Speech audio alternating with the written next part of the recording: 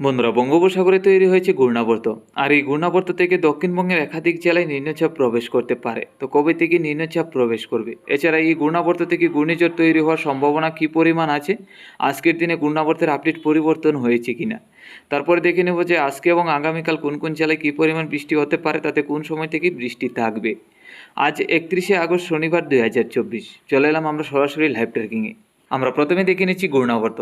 দেখুন, আজকে সকাল থেকে আমরা যেটা দেখতে পাচ্ছি, ঘূর্ণাবর্তটা রয়েছে অন্ধ্রপ্রদেশ এবং উড়িষ্যার উপকূল ধরে, আর লঘুচাপ রয়েছে বঙ্গোপসাগরের দক্ষিণের দিকে। আর এই ঘূর্ণাবর্তের মোটামুটি গতিবেগ আজকের দিনে 40 থেকে 50 কিলোমিটারের কাছাকাছি আছে।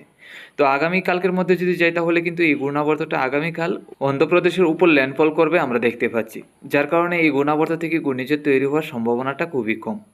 আর যখন ল্যান্ডফল করবে তখন এই ঘূর্ণাবর্তের গতিবেগটাও অনেকটাই কমবে। তো আগামীকাল সকালের মধ্যে অন্ধ্রপ্রদেশে যখন ঘূর্ণাবর্তটা ল্যান্ডফল করবে, তাতে উড়িষ্যা এবং অন্ধ্রপ্রদেশের উপর এই ঘূর্ণাবর্তের প্রভাব পড়বে।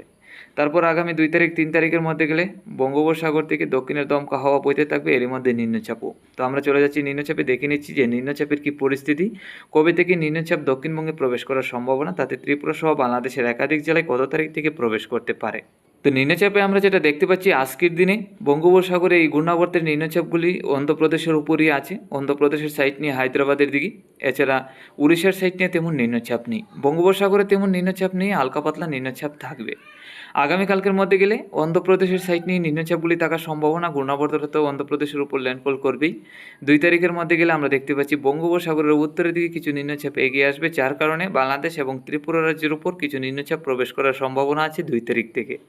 তো আগামী 2 তারিখ থেকে 3 তারিখ, 4 তারিখ, 5 তারিখ পর্যন্ত বঙ্গোপসাগরের দক্ষিণের দমকা হাওয়ার সাথে নিম্নচাপ প্রবেশ করবে ত্রিপুরা এবং বাংলাদেশের উপর এই ঘূর্ণাবর্তের কারণে। তো এখন দেখে নিচ্ছি আজকে এবং আগামীকাল কোন কোন জেলায় কী পরিমাণ বৃষ্টি হতে পারে এবং কোন সময় থেকে বৃষ্টি থাকবে।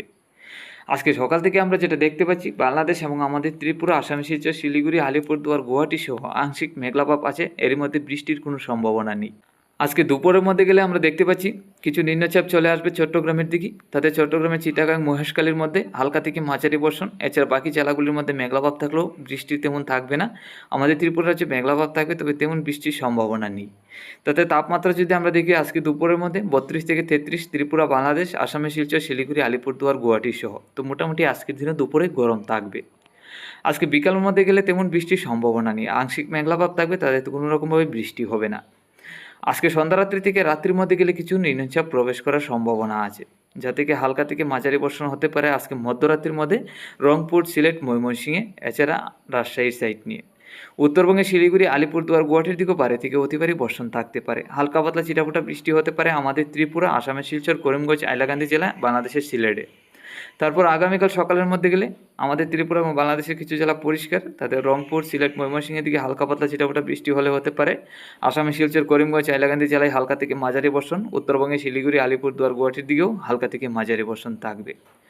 আগামীকাল দুপুরের মধ্যে গেলে আংশিক মেঘলাভাব এবং চিটাফোঁটা বৃষ্টির সম্ভাবনা সম্পূর্ণ বাংলাদেশ, আমাদের ত্রিপুরায়। বিকালের মধ্যে গেলে পরিষ্কার, মধ্যরাত্রির মধ্যে গেলে আবারও ঝড় বৃষ্টির সম্ভাবনা রংপুর, সিলেট, ময়মনসিংহের দিকে। এছাড়া আসামে শিলচর, করিমগঞ্জ, হাইলাকান্দি জেলা, আমাদের ত্রিপুরা ও উত্তরবঙ্গে শিলিগুড়ি, আলিপুরদুয়ার, গুয়াহাটির দিকেও বৃষ্টি থাকতে পারে।